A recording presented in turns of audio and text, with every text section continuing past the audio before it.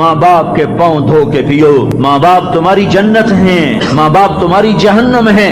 माँ बाप को टेढ़ी नजर से देखा तो जहन्नम, अच्छी नजर से देखा तो जन्नत। क्या कमाल है, कुर्बान जाएं। मेरे नबी ने कहा जब बेटा माँ बाप को मोहब्बत से देखता है, माँ को देखे या बाप को देखे, तो उसके लिए एक हज का सवाब लिखा जाता है।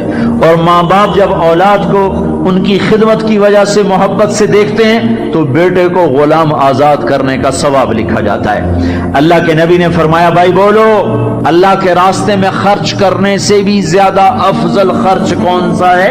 अल्लाह की राह में 1 रुपया खर्च करो 7 लाख का सवाब मिलता है। तो आपने फरमाया अल्लाह की राह में खर्च करने से भी ज्यादा अफजल कौन सा खर्चा है? तो सहाबा ने कहा जी अल्लाह को पता, आपको पता। तो आपने फरमाया बेटे का माँ बाप पे खर्च करना अल्लाह की राह में खर्च करने से ज्यादा अफजल है। अब मेरे तो मर गए, तुम्हारे जिंदा हैं तो कुछ कर लो, मर गए तो बस फिर हाथ ही मलते रह जाओगे। पर वो भी अब किसी को तौफीक नहीं होती को कोई अफसोस और गम हो कि कितनी बड़ी दौलत से मैं महरूम हो गया। आप जन्नत में तशरीफ ले गए तो कुरान की तिलावत सुनी। आपने कहा ये कौन तिलावत कर रहा है? कहा जी नुमान बिन हारिसा। नुमान बिन हारिसा तो मदीने में बैठा हुआ है और उसकी तिलावत जन्नत में कैसे जा रही है? कहा जी माँ का फर्मा बरदार है, इसकी वजह से इसकी तिलावत जन्नत में भी आती है। कि तुमने इतने लाउड स्पीकर लगाए हुए हैं फिर भी लोगों को पूरी तरह बाहर वालों को सुनाई नहीं देता होगा, और नौमान अपने घर में बैठ के तिलावत करते और आवाज जन्नत तक जाती है। क्या चीज ले गई? न जिहाद, न तबलीग, न नमाज, न सदका, न तहज्जुद, न इल्म, न हदीस, न तफसीर, न तब क्या चीज ले गई? माँ की खिदमत ने आवाज को जन्नत तक पहुंचा दिया। कैसी खिदमत करते थे? माँ के कपड़े धोते, माँ की रोटी पकाते, माँ को नवाले बना के खिलाते। हमारे माहौल में क्या है कि मैं अपनी बीवी से कहता हूं मेरी माँ की खिदमत कर, मेरी बीवी के जिम्मे नहीं मेरी माँ की खिदमत। अगर वो कहे मैं नहीं कर सकती तो उसे नाफरमान बीवी नहीं कहा जा सकता। मेरी खिदमत ना करे तो नाफरमान है, मेरी माँ की खिदमत ना करे तो नाफरमान नहीं है। उसे मेरी माँ ने नहीं जना, मुझे मेरी माँ ने जना है। मेरे जिम्मे अपनी माँ की खिदमत है। तो नुमान बिन हारिसा कपड़े धोते, रोटी पकाते, सालन पकाते, नवाले बना के खिलाते, तेल लगाते, कंघी करते, जुएं निकालते, और माँ कोई हुक्म सुनाती और समझ में ना आता तो दोबारा नहीं पूछते थे अम्मा क्या कहा। बाहर निकल के खादमा को बुलाते, कहते मेरी माँ ने क्या कहा था तू बता, मुझे समझ में नहीं आया। अदब की वजह से माँ से दोबारा पूछते नहीं थे। और मेरे भाइयों, माँ बाप की कदर करो। मूसा अलैहिस्सलाम ने पूछा या अल्लाह मेरा जन्नत का साथी कौन है? अल्लाह ताला ने कहा फला कसाई। मूसा और कसाई में क्या जोड़ है? मूसा अलैहिस्सलाम गए तो कसाई ऐसे बैठा हुआ गोश्त बेच रहा टोटे कर करके। शाम हुई, उसने थैला कंधे पे लटकाया, गोश्त का टुकड़ा डाला, घर को चला। मूसा अलैहिस्सलाम बोले मैं भी आ जाऊं तेरे साथ? उसे नहीं पता ये मूसा है। कहा आ जाओ भाई। घर में गया, उन्हें जाके गोश्त के टोटे छोटी छोटी बोटियां बनाई, हांडी पे चढ़ाया, आटा गूंधा, सालन तैयार हुआ, रोटी पकाई, तो तैयार करके ट्रे में रखकर एक बुढ़िया औरत बैठी थी, उसको उल्टे हाथ कंधे का सहारा देकर ऐसे बिठाया। फिर अपने सीधे हाथ से नवाले बना बना के उसके मुंह में डालता रहा, खिलाता रहा, खिलाता रहा। तो उसका मुंह साफ किया, उसने कुछ बुड़बुड़ा के कहा, फिर उसने उसको लिटा दिया। मूसा अलैहिस्सलाम ने पूछा भाई ये कौन है, क्या माजरा? कहा मेरी अम्मा है, सुबह जाता हूँ इसके सारे काम करके जाता हूँ, शाम को आता हूँ पहले इसके काम करता हूँ, फिर अपने बच्चों को देखता हूँ। मूसा अलैहिस्सलाम ने कहा ये कुछ कह रही थी, ये कुछ कह रही थी। वो कहने लगा क्या बताऊं क्या कह रही थी? पागल माँ है, पागल माँ है। जब भी खिदमत करता हूँ मुझे कहती अल्लाह तुझे मूसा का साथी बनाए जन्नत में। मैं कहाँ और मूसा कहाँ, मैं कहाँ और मूसा कहाँ। वो जब भी मैं खिदमत करता हूँ कहती अल्लाह तुझे मूसा का जन्नत में साथी बनाए।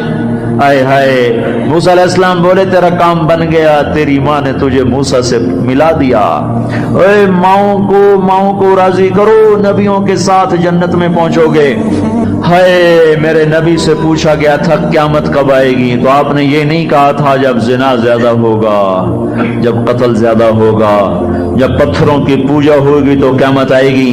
मेरे नबी ने फरमाया था جب اولادیں ماں باپ کو ذلیل و رسوا کریں گی اس وقت قیامت آئے گی. جب ماں باپ سے ایسے بات کریں جیسے نوکروں سے کی جاتی ہے تو اس وقت قیامت آئے گی. جب ماں ڈر رہی ہو کہ میرا بیٹا کہیں بدتمیزی سے مجھ سے بات نہ کرے، جب باپ ڈر رہا ہو کہ کہیں میرا گریبان نہ پکڑ لے، تو سمجھو قیامت آ گئی. اور اللہ کے نبی نے فرمایا جس نے ماں باپ کو ستایا اس پہ اللہ کی لعنت، فرشتوں کی لعنت، زمین آسمان کی لعنت، نہ نماز قبول ہے، نہ روزہ قبول ہے، نہ حج و زکوٰۃ قبول ہے. ہائے ہائے. میں ایک شہر میں گیا، ایک نوجوان میرے پاس آیا کہ میرے باپ نے میرے اوپر زیادتی کی ہے. میری سناؤ. سنتے سنتے پتہ چلا کہ اس نے اپنے باپ کے خلاف عدالت میں کیس کیے ہوئے ہیں. میں نے کہا بیٹا تو جلدی سے چلا جا، تو شکر کر تیرے اوپر آسمان نہیں ٹوٹا، زمین نے تجھے نہیں نگلا، تیرے اوپر کوئی آگ کا کوڑا نہیں برسا، اور اللہ نے ابھی تک تجھے درگزر کا معاملہ کیا ہوا ہے. تو بیٹا ہو کر باپ کے خلاف کیس کر رہا ہے. صرف تو نہیں رگڑا جائے گا، وہ وکیل بھی رگڑا گیا جس نے تیرا کیس تیار کیا، اور وہ گواہ بھی رگڑے گئے جنہوں نے گواہی دی. ارے ظالم، بیٹا ہو کر باپ کے خلاف تو کیس کرتا ہے. تو میرے بھائیو، اپنے ماں باپ کی خدمت کر کے جنت لے لو، جنت بنا لو. یہ جہان بھی سنورے گا، اگلا جہان بھی سنورے گا. ایک نوجوان تھے، ان کا نام ہے کلاب. وہ گئے اللہ کے راستے میں. ماں باپ تھے بوڑھے، ضعیف، ہاتھ بھی کامتے تھے. تو ان کے باپ نے کہا بیٹا جب تو بچہ تھا ہم نے تجھے پالا، جب ہمارے ہاتھ کانپنے لگے، نہ تیری ماں مجھے گلاس پکڑا سکے نہ میں خود پی سکوں، تو ہمیں چھوڑ کے چلا گیا.